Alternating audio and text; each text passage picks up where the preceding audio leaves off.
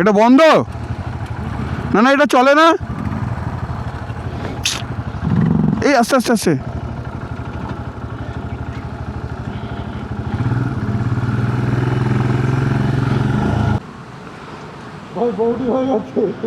হ্যাঁ কি হয়েছে, জায়গাটা হেলে গেল কেন?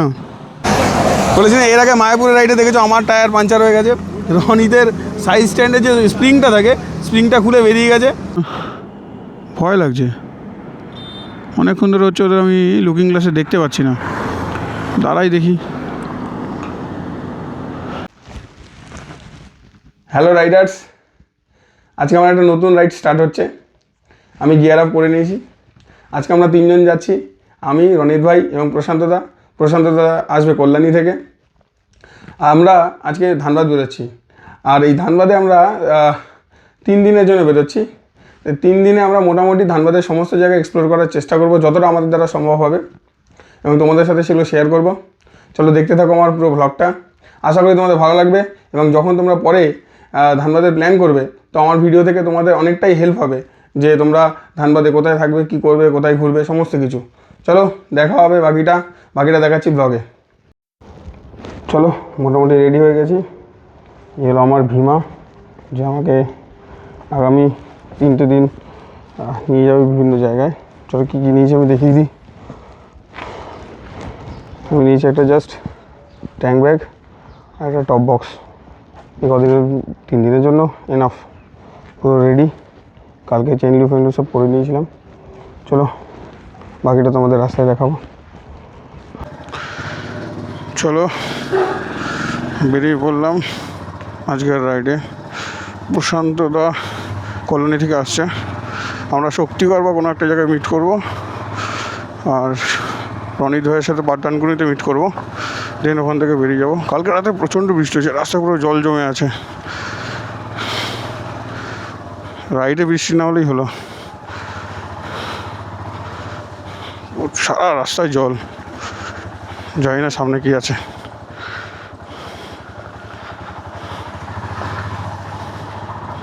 নৈটি রোডে উঠে গেছি। এই নৈটি রোডে সোজা রাস্তাটা চলে যাচ্ছে একদম ডানকুনির দিকে, মানে পাটডানকুনির দিকে, আর পেছন দিকে সোজা চলেছে কন্যগর স্টেশন হয়ে জিটি রোড। তো আমি পাটডানকুনিতে ওয়েট করব রনিতের জন্য। আমার বাড়ি হচ্ছে কন্যগর, তাই নৈটি রোডটা আমার কাছে সুবিধা। নৈটি রোড দিয়ে সোজা চলে গেলে পাটডানকুনি মোড়টা পড়ে। আমার বাড়ি থেকে মোটামুটি ধানবাদের ডিস্টেন্স 260 কিলোমিটারের মতো।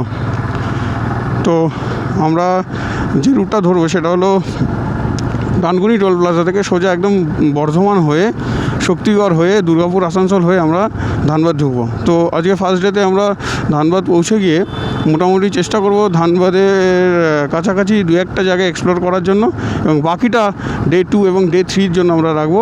ডে 2 এবং ডে 3-তে আমরা টোটালি এক্সপ্লোর করব। ডে 3-তে ফেরার দিন আমরা 2-1টা জায়গা আমরা আমাদের লিস্টে রেখেছি। কারণ অনেকেই দেখেছি এর আগে তোমরা যে ভ্লগগুলো দেখতে পাবো, ম্যাক্সিমাম ভ্লগে কী করে তারা লাস্ট ডেতে কিছু করে না, ডাইরেক্ট বাড়িতে চলে আসে। তো আমরা চেষ্টা করি সবসময় যেন লাস্ট ডেতেও কিছু রাখার জন্য। তোমরা আশা করি আমার দারিঙ্গবাড়ি সিরিজ থেকে বুঝতে পেরেছো যে আমি ফেরার সময় বা ফেরার দিনেও কিন্তু জায়গা এক্সপ্লোর করার জন্য জায়গা রাখি। তো চলো দেখতে থাকো। আমি পাটডানকুনি চলে এসেছি, দেখি রনিত আসছে কিনা। এই পাটডানকুনির মোড় থেকে ডান দিকে যদি আমরা চলে যাই, ডান দিকটা হচ্ছে পুরো একদম চলে যাচ্ছে মগরা ফ্লাইওভার হয়ে, ওদিকটা বর্ধমানের দিকে চলে যাচ্ছে। আর এই বাদিকটা দিয়ে সোজা চলে গেলে একদম ডানকুনি হয়ে একদম সোজা চলে যাচ্ছে একদম ওইটা NH-16-এ। আর এই দিকে চলে যাচ্ছে পুরোটা মগরা ফ্লাইওভার হয়ে, ওখান থেকে কাটোয়া যাওয়া যায়, ওই দিক থেকে কল্যাণী যাওয়া যায়। তো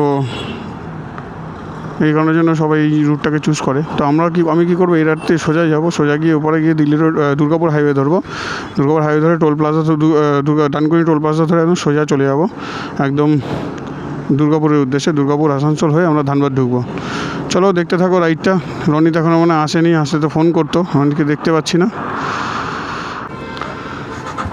চলো বেরোই পাটডানকুনি থেকে। রনিত এখানে এসে গেছে, ফুল আপ করলো বলে দাঁড়িয়েছিলাম। চল ভাই।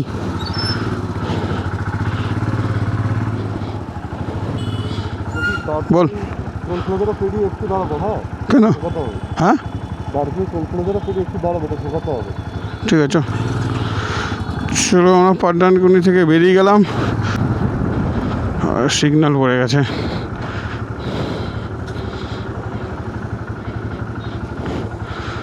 এটা দিয়ে যাব আমরা, গিয়ে ডান দিকটা দিয়ে যাব, ডান দিকটা দিয়ে সোজা চলে যাবো ডানকুনি টোল প্লাজা, দেন ওখান থেকে সোজা আমাদের একদম দুর্গাপুর।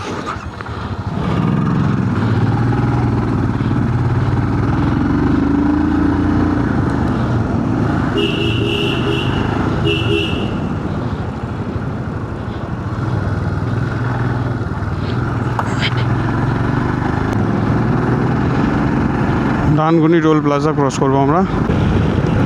ডানকুনি টোলটাকে একটাই ছিল সোজা লম্বা, এখন টোলটাকে নতুনভাবে করেছে। এই দিকটাতে মানে ওই দিক দিয়ে আসার সময় এই দিকটাতে করবে, আর এই দিক দিয়ে যাওয়ার সময় এই দিকটাতে করবে। তো এইভাবে বেশ ভালো করেছে আগের থেকে। আগে একসাথে মানে একই সাথে ছিল বলে গাড়ির চাপটাও প্রচুর পড়তো, যার জন্য এরকম করে দিয়েছে। বেশ এখন একটু প্রেশারটা কম থাকে, ফাঁকাই থাকে।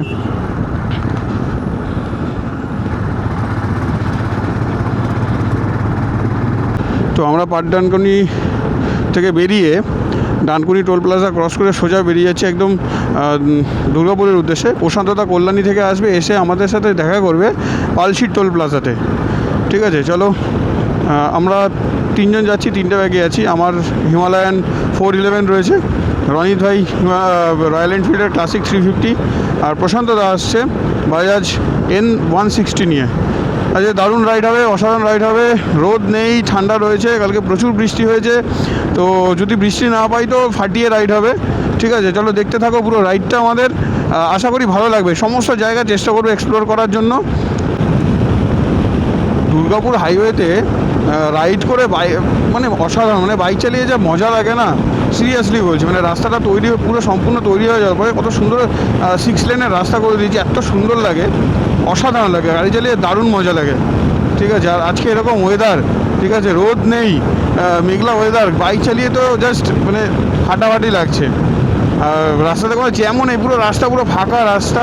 ঠিক আছে, 2-1টা গাড়ি দেখা যাচ্ছে, তাও দূরে দূরে, কিন্তু পুরো রাস্তাই ফাঁকা। ন্যাচারালি এরকম দুর্গাপুর হাইওয়ে এতটা ফাঁকা থাকে না। তো দারুণ রাইড হবে আশা করছি। দুর্গাপুর হাইওয়েটাতে যতক্ষণ আছে ততক্ষণ ভাই সেরা রাইড হবে। চলো, মোটামুটি আমি ধানবাদের ম্যাক্সিমাম জায়গা, মানে 3 দিনে যতটা জায়গা কভার করা যায় ততটা জায়গা কভার করব। তোমরা যেখান থেকেই আসো, আমি কোন্নগর থাকি, কোন্নগর থেকে আমি পুরো ভিডিওটা দেখাবো। তোমরা যেখানেই থাকো, তোমরা কলকাতা থেকে আসো বা যেখান থেকেই আসো, কিন্তু তোমাদের এই রুটটা দিয়ে তো যেতে হবে। তো তোমরা কি করবে, আমার ভিডিওটা মোটামুটি যদি দেখো, তো মোটামুটি তোমাদের একটা আইডিয়া এসে যাবে যে তোমরা কোথায় কোথায় থাকবে, কোথায় কি করবে, কিভাবে যাবে, কোন রোডটা কেমন আছে, এই সমস্ত কিছু কিন্তু তোমরা মোটামুটি আমার ব্লগটা দেখলে তোমরা বুঝতে পারো, সে যেখান থেকেই তোমরা যাও না কেন। ঠিক আছে, তো চলো ভিডিওটা দেখতে থাকো, পুরো শেষ পর্যন্ত দেখো, পুরো ব্লগটা দেখো, আশা করি ভালো লাগবে। ঠিক আছে, কোন কোন জায়গাগুলো আজকে ঘুরছি সেগুলো ভিডিওতে তো আগে দেখাবোই, আগে থেকে কিছু বলছি না।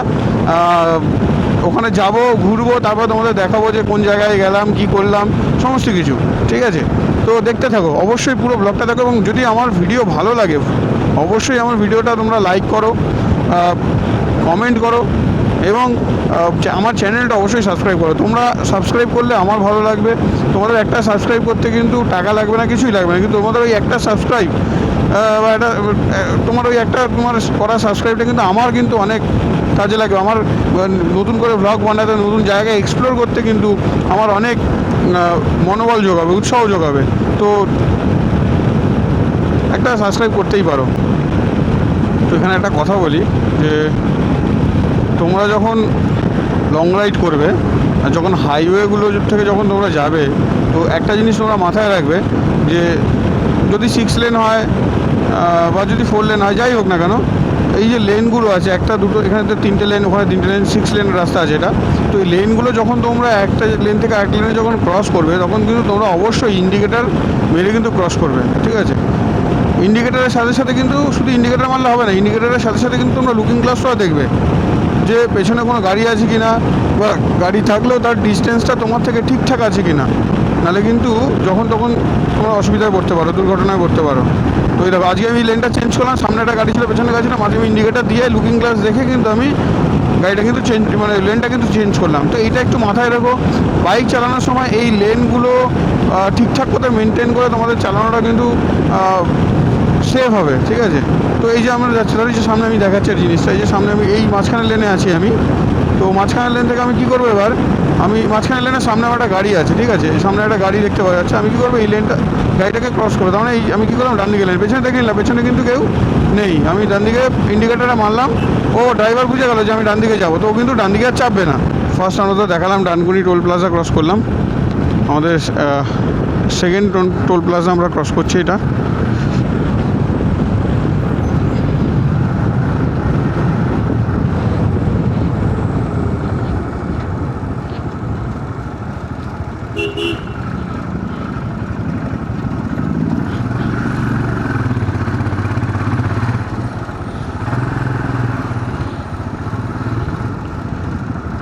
এটা পালশিট টোল প্লাজা এসে গেছি, প্রশান্তদা এসে দাঁড়িয়ে আছে অলরেডি।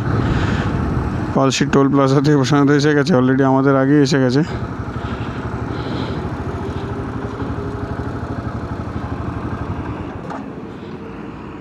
এই যে সেই মানুষ কল্যাণী থেকে এসছে, আমাদের সাথে আজকে জয়েন করেছে রাইডে, দেখে রাও মানুষটাকে, N160 নিয়ে এসেছে। চলো পালশিট টোল প্লাজা দিয়ে প্রশান্তদার সাথে মিট করে প্রশান্তদাকে নিয়ে আমরা বেরিয়ে যাচ্ছি আসানসোলের দিকে। আসানসোল হয়ে আমরা যাব ধানবাদ, মাঝখানে দুর্গাপুর পড়বে, সোজা রাস্তা দিয়ে। অনেক রাইডারকে দেখছি যারা বাইক নিয়ে বেরিয়েছে, বিভিন্ন জায়গায় যাচ্ছে, শুক্র শনি রবি 3 দিন, মোটামুটি সবাই এই দিনগুলোই চুজ করে কোথাও ঘুরতে যাওয়ার জন্য। 3টে দিন পেয়ে যায়, আবার সোমবার থেকে যে যার মতো করে ডিউটিতে চলে আসে। আজকের আমাদের এই ধানবাদের রাইডে আমরা 3 জন বেরিয়েছি, আমি আগেই বলেছিলাম, আমি রনিত ভাই এবং প্রশান্তদা। তো একটা ছোটো গ্রুপ, 3 জন মানে একটা ছোটো গ্রুপ। তো যখন তোমরা গ্রুপ রাইড করবে, গ্রুপ রাইডে সবসময়ের জন্য রাইডারকে যতটা পারবে হেল্প করবে, এবং রাইডারকে মানে কোনো রাইডারকে তুমি একা ছাড়বে না, যে কোনো প্রত্যেকটা রাইডারের সাথে যে কোনো কেউ একজন থাকবে। কেননা কখনো যদি কোনো সমস্যা হয় কোনো রাইডারের, তাহলে সে কিন্তু সাথে কেউ থাকলে একটু হলেও মনোবল পাবে, মানে জোর পাবে যে না ভাই আমার সাথে কেউ তো আছে, বিপদে পড়েছে যখন সেখান থেকে সলভ করার মতো কোনো না কোনো একটা রাস্তা ঠিক বেরিয়ে আসবে। তো কখনও কোনো রাইডারকে একা ছাড়বে না, ঠিক আছে। তো গ্রুপ রাইডে এটা সবচেয়ে বেশি ইম্পর্টেন্ট, এবং লিড যে করবে তাকে সবসময় লিড করতে দেবে সামনে। আমরা মোটামুটি শক্তিগড় পৌঁছে গেছি। শক্তিগড়ের এই দুটো দিকে, এই রাস্তা দুটো দিকে ল্যাংচার দোকান সমস্ত। আমরা সবাই জানি যে শক্তিগড় ল্যাংচার জন্য বিখ্যাত। তো আমরা এখানে আজকে আর দাঁড়ালাম না, তো আমরা সোজা চলে যাচ্ছি সামনে, যতটা মানে বাইক চালানো যায়, কেননা সকালবেলা লোকাল জ্যামটা যাতে না পাই সেই কারণের জন্য সকাল যতটা পারো রাস্তা তোমরা কভার করে ফেলো, তারপরে তোমরা হল্ট করো, ঠিক আছে। কেননা সকালবেলা লোকাল যে রাস্তাগুলো আছে সেগুলোতে প্রচুর পরিমাণে জ্যাম হয়, ঠিক আছে। মানে একটু বেলা বাড়তে থাকে তত কিন্তু জ্যামটা বাড়তে থাকে। সেই কারণে আমরা চেষ্টা করছি যতটা তাড়াতাড়ি সম্ভব ওই লোকাল জ্যামটা যাতে না পাই, সেই কারণের জন্য আমরা মোটামুটি রাস্তাটা কভার করে নেওয়ার জন্য, ঠিক আছে। তো সেই কারণের জন্য শক্তিগড়ে আমরা দাঁড়ানো, ন্যাচারালি কী করে সবাই এসে শক্তিগড়ে একটা হল্ট করে, মোটামুটি কম বেশি মোটামুটি 80% 90% লোক শক্তিগড়ে হল্ট করে। তো আমরা শক্তিগড়ে আর হল্ট করলাম না, আমরা ডাইরেক্ট সোজা বেরিয়ে যাচ্ছি একদম যতটা দূর যাওয়া সম্ভব। মোটামুটি সকালবেলা এই ওয়েদারটা ভালো আছে, বৃষ্টি সম্ভাবনা প্রচুর রয়েছে। আমরা ওয়েদার ফোরকাস্ট আগে থেকেই দেখেছি, বৃষ্টির সম্ভাবনা প্রচুর রয়েছে, কিন্তু তারপরেও ওই যে ঘোরার নেশা, বৃষ্টি হোক যাই হোক চলো বেরিয়ে যেতে হবে, তাই বেরিয়ে গেছি। যাতে বৃষ্টিটা না পাই সেই কারণের জন্য কিন্তু আমরা শক্তিগড়ে হল্ট করলাম না, দাঁড়ালাম না, কারণ পালশিটাই আমরা দাঁড়িয়েছিলাম। তো শক্তিগড়ে যদি আবার দাঁড়াই এখানে আমাদের সময় নষ্ট হবে। তো সেখানে জন্য আমরা চেষ্টা করছি সামনে বেরিয়ে যাওয়ার জন্য, যতটা সম্ভব বৃষ্টি আসার আগে বা লোকাল রাস্তায় জ্যাম বাড়ার আগে যতটা সম্ভব আমরা রাস্তা কভার করে ফেলবো, ঠিক আছে। কারণ আমরা এখান থেকে দুর্গাপুর হয়ে আসানসোল হয়ে আমরা ঢুকবো ধানবাদ। দেন ধানবাদে যত তাড়াতাড়ি ঢুকতে পারবো তত তাড়াতাড়ি আমরা আজকে তোমাদেরকে বেশ কিছু জায়গা এক্সপ্লোর করতে পারবো, বেশি জায়গা এক্সপ্লোর করতে পারবো। সেই কারণের জন্য চেষ্টা করছি যত তাড়াতাড়ি সম্ভব ধানবাদ পৌঁছে যাওয়ার জন্য, কারণ আমরা একটু লেট স্টার্ট করেছি। বৃষ্টি হয়েছে বলেই ওয়েদারটা মারাত্মক লাগছে, সিরিয়াসলি বলছি, অসাধারণ লাগছে। একদম ঠান্ডা ঠান্ডা ওয়েদার, ঠিক আছে। রাস্তায় একটু জল আছে মিনস যে জলটা পড়ে আছে সেটা গাড়ির চাকায় লেগে লেগে আমার প্যান্টও, রাইডিং প্যান্ট অলরেডি নিচ দিকটা ভিজে গেছে, জুতোও প্রায় অলমোস্ট ভিজে ভিজে অবস্থা। কিন্তু বাইক চালিয়ে দারুণ লাগছে, অসাধারণ একটা ভিউ। মানে মেঘলা ওয়েদার, কিন্তু মেঘলা ওয়েদারের মধ্যেও দারুণ লাগছে দেখতে, অসাধারণ লাগে বাইক চালিয়ে। জাস্ট মানে বাইক আমাদের মোটামুটি 90, 100, 105, 110 এরভাবে চলছে, হেভি লাগছে, সত্যি দারুণ লাগছে, গাড়ি চালিয়ে দারুণ মজা লাগছে, অসাধারণ লাগছে। পুরো ফাঁকা রাস্তা, এই দিকটাতে পুরো সারি সারি গাছ পুরো ভর্তি রয়েছে, দারুণ লাগছে, অসাধারণ। গাড়ি চালাচ্ছি তার মাঝখানে সাথে কানে হেডফোন রয়েছে, হেডফোনে একটা ছোট্ট হালকা করে একটা সাউন্ডে গান চালিয়ে রেখেছি। আর এরকম একটা ওয়েদার, ঠিক আছে, আর তার মধ্যে যদি আমার গান চলে কেমন লাগতে পারে তোমরা বলো। শুধু জাস্ট মানে বলার কোনো ভাষা নেই, এত ভালো লাগছে। গান চলছে এখানে, হালকা হালকা গান চলছে, আর সাথে রাইড, আর এরকম একটা ওয়েদার রয়েছে, অসাধারণ ভিউ। আর সত্যিকারের মানে বলার মতো নয় কোনো। চলো দেখতে থাকো তোমরাও, আশা করি তোমাদের ভালো লাগবে। রাস্তাটা একবার দেখো কেমন পুরো সাদা হয়ে গেছে, পুরো বৃষ্টির জলে পুরো সাদা হয়ে গেছে। তো আমার পেট্রোল মানে পুরো শেষের দিকে, আমি মেবি এখান থেকে ফুয়েল আপ করাবো, রনিতকে ডাকতে হবে।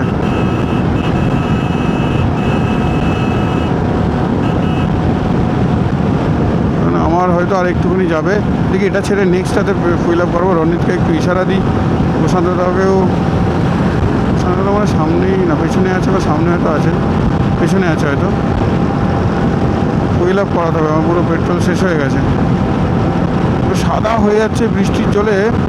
মানে এখানে হয়তো কিছুক্ষণ আগেই বৃষ্টি হয়েছে, এখানে এখনও জল, রাস্তায় প্রচণ্ড জল, পুরো জলগুলো গাড়ি যখন চলছে আর পুরো একদম সাদা হয়ে যাচ্ছে, কিছু দেখা যাচ্ছে না আর। চলো বৃষ্টি স্টার্ট হয়ে গেছে, ভালো জলেই বৃষ্টি পড়ছে, গিয়ার আপ করতে হবে। চলো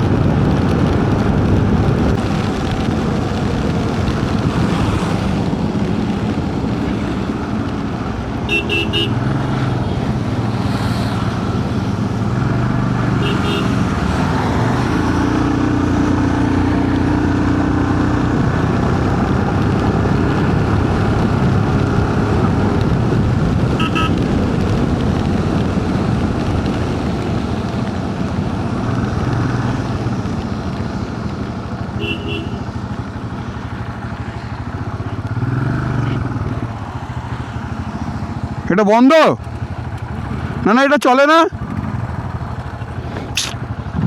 এই আস্তে আস্তে আস্তে।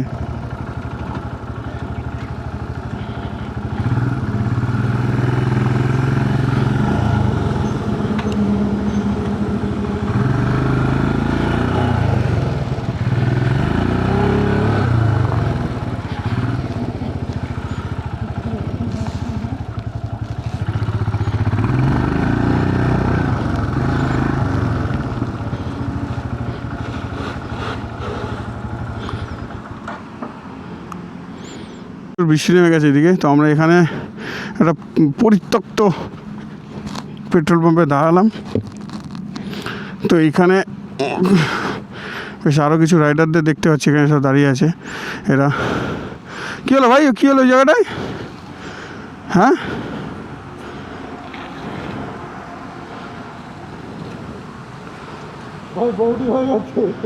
হ্যাঁ কী হয়েছে ওই জায়গাটা, হেলে গেল কেন? ও কাদার মধ্যে ঢুকে গেছিস? কি অবস্থা দেখো, রনিত ভাই কাদার মধ্যে পা ঢুকে গেছে। বৃষ্টি স্টার্ট হয়ে গেছিলো, তাই আমরা একটা ভাঙাচোরা, তুমি ভুতুরেই তোমরা বলতে পারো, ভুতুরে একটা পেট্রোল পাম্পে দাঁড়িয়েছিলাম। ওখানে রেন গিয়ারগুলো পরলাম, পরে আবার ওখান থেকে বেরিয়ে গেলাম। এই কিছুটা আসতেই আবার দেখি বৃষ্টিটা একটু কমে গেছে। চলো সামনে দেখা যাক, সামনে একটু সময় পেলে দাঁড়াবো, গাড়ি একটুখানি চা বিস্কুট খাবো, দেন ওখান থেকে আবার একবারে বেরিয়ে যাবো একদম ধানবাদের উদ্দেশ্যে। আর কোথাও মাঝখানে দাঁড়াবো না, ননস্টপ চালাবো। বেশি কিলোমিটার বাকি নেই, এখান থেকে আর মাত্র 135 কিলোমিটার মতো বাকি আছে। চলো দেখতে থাকো। তো আমরা অলরেডি পৌঁছে গেছি আমাদের পানাগড়ে এখানে রয় হোটেল রয়েছে, এখানে আমরা কিছু ব্রেকফাস্ট করবো। তো তোমাদের হোস্ট রয়েছে এখানে। চলো মোটামুটি আমরা সকালবেলা বাড়ি থেকে বেরিয়ে মোটামুটি আমরা 130 কিলোমিটার মতো রাইড করে আমরা মোটামুটি চলে এসেছি, পানাগড় ক্রস করে গেছি। তো পানাগড়েরই একটা জায়গাতে আমরা হোটেলে ব্রেকফাস্টের জন্য দাঁড়িয়েছি।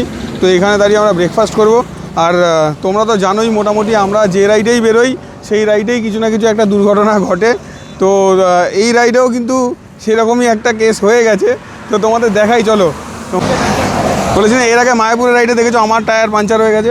রনিদের সাইড স্ট্যান্ডে যে স্প্রিংটা থাকে, স্প্রিংটা খুলে বেরিয়ে গেছে। কোনোরকমভাবে একটা জুগার দিয়ে দড়ি ফড়ি দিয়ে লাগিয়ে যাচ্ছে। তো আমরা রাইডে বেরোলে হয় বৃষ্টি, না হলে তোমার কী বলে, কোনো না কোনো একটা দুর্ঘটনা ঘটতেই থাকে, কিছু না কিছু একটা হতেই থাকে প্রত্যেকটা রাইডে। কোনো রাইড নেই যে রাইডে আমাদের যে কিছু ঘটেনি, ছোটো হলেও ঘটবে। যেমন দারিংবাড়িতে তোমরা দেখেছো বারবার করে রনিদের গাড়ির হেডলাইট খুলে পড়ে যাচ্ছে, আমার এইটা চলে যাচ্ছে, আমার গ্লাভস পড়ে যাচ্ছে। আবার মায়াপুরে দেখলে আমার গাড়ির টায়ার পাঞ্চার হয়ে গেছে, এইখানে আবার রনিদের সাথে এটা অলরেডি হয়ে গেছে। তো চলো দেখ। আর এখান থেকে ধানবাদ খুব জোর গেলে 120 বা 130 কিলোমিটার মতো বাকি আছে। চলো দেখতে থাকো বাকি ব্লগটা, আর সাথে থাকো, ভালো লাগবে আশা করি। সমস্ত জায়গাগুলো এক্সপ্লোর করব ধানবাদের, মোটামুটি 3 দিনে যতটা সম্ভব এক্সপ্লোর করব। ব্রেকফাস্ট করে জাস্ট আমরা বেরিয়ে পড়লাম।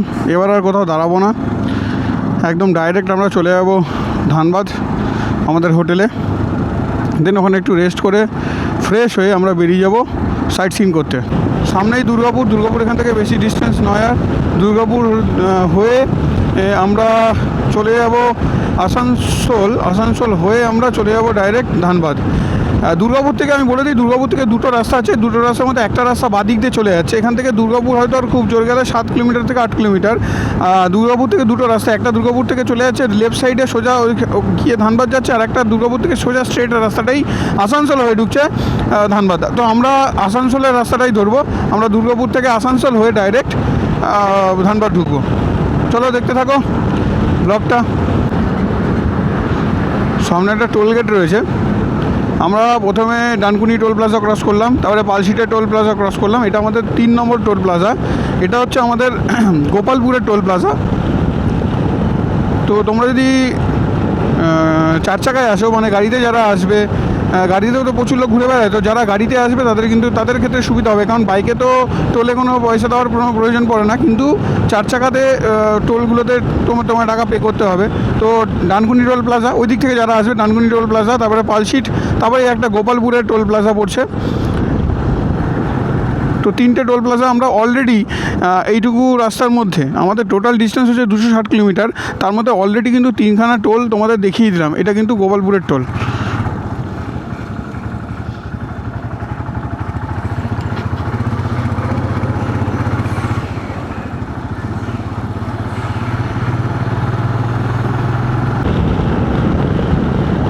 আমি একটু আগে চলে এসেছি, জানি না ওদের কী হয়েছে, দুজনকে একটু দেখতে হবে আমায়। আমি একটু সাইডে দাঁড়াই, দুজনকে কাউকেই দেখতে পাচ্ছি না আমি।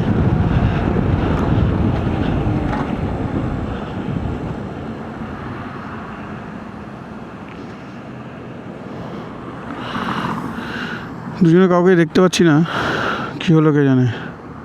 আবার কোনো কিছু হলো নাকি কে জানে, কেন আমরা রাইডে বেরোলেই কোনো না কিছু হতেই থাকে। তো সেই কারণের জন্য ভয় লাগছে।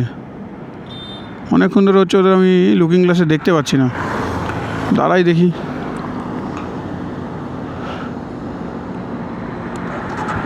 না, কিছু হয়নি, চলো।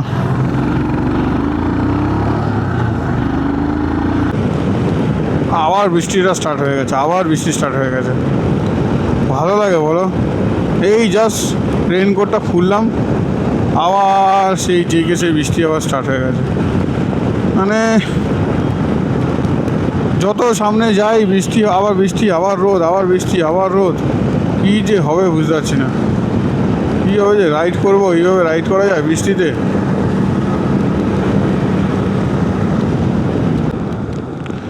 এই যে ব্যারিকেডগুলো, এইটা একমাত্র তোমরা একমাত্র ওয়েস্ট বেঙ্গলই দেখতে পাবে।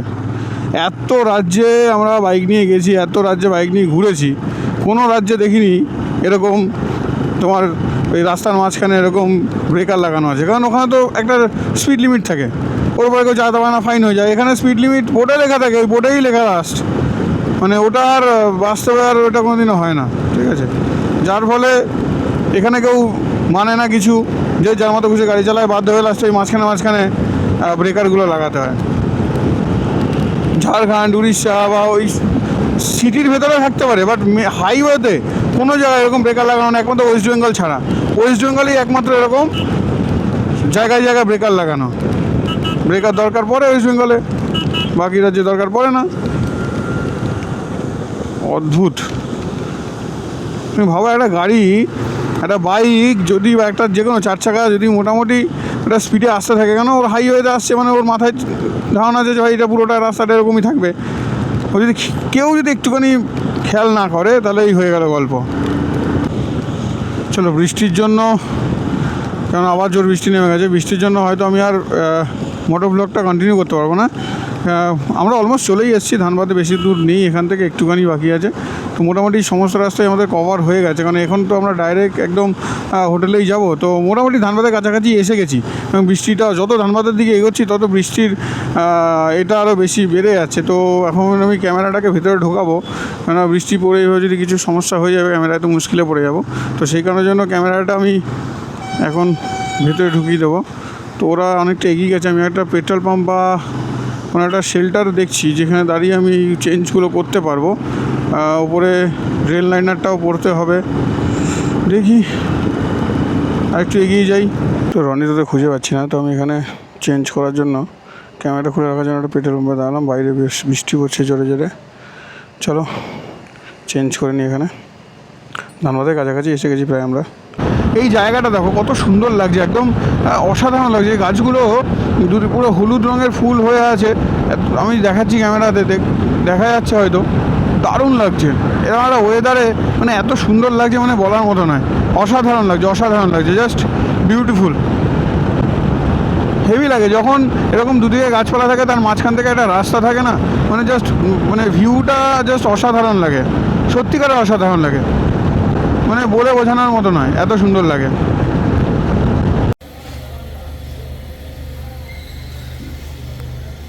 তো ফাইনালি আমরা চলে এলাম ধানবাদ।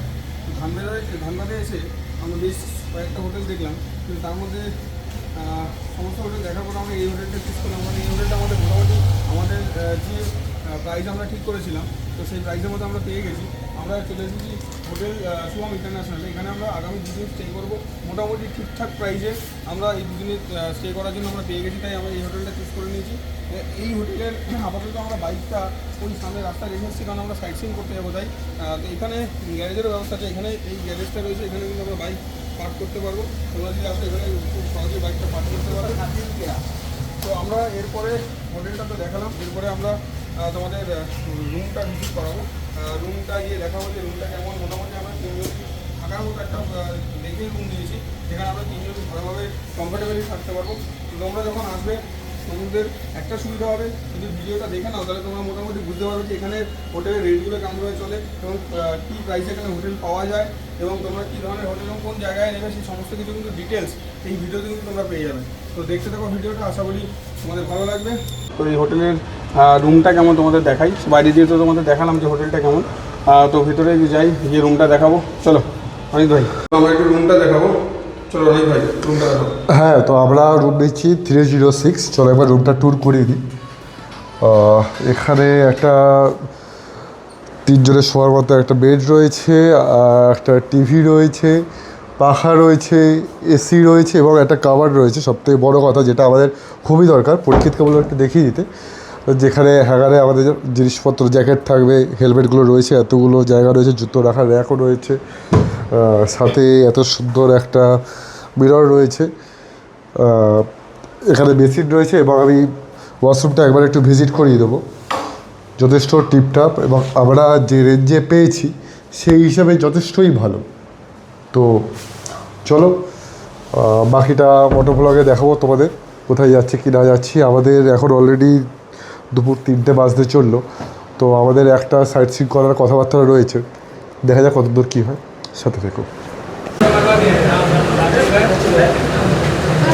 হোটেলে ঢুকে আমরা মোটামুটি জিনিসপত্র রেখে খেতে চলে আসলাম হোটেলের উল্টো দিকে একটা পাইস হোটেলের মতো ছোট্ট একটা হোটেল আছে, যেখানে সবজি ভাত পাওয়া যাচ্ছে, ডিম ভাত, আরও অনেক কিছু পাওয়া যাচ্ছে। তো আমরা অর্ডার করেছি সবজি ভাত এবং তার সাথে ডিমের অমলেট। আমাদের বাজেটটা একটু কম, ঠিক আছে, সেই কারণের জন্য আমরা মোটামুটি এইগুলো অর্ডার করেছি। সবজি ভাত এখানে 40 টাকা, ডিমের অমলেট দিয়ে 60 টাকা। প্রশান্তদার এত জোর খিদে পেয়েছে ভাই, তারপরে তা খাওয়া শুরু করে দিয়েছে রনিত ভাই, আমি খাইনি, শুরু করবো আমরা। ডিমের অমলেটের জন্য ওয়েট করলাম। ডিমের অমলেটটা মানে বানাতে পুরো 1 ঘন্টা সময় লাগলো মিনিমাম, ঠিক আছে। তো দেখি খেয়ে দেখি কেমন হয়। কেমন প্রশান্ত, খেতে কেমন? চলে যাবে, তাহলে খেয়ে নিই, তারপর দেখা যাবে। তারপরে বাকি খাওয়ার পরে ফ্রেশ হয়ে ঘুরতে যাবো, সাইট সিনগুলো দেখাবো। আজকে মোটামুটি 2-1টা জায়গা তো আমরা কভার করার চেষ্টা করব। চলো।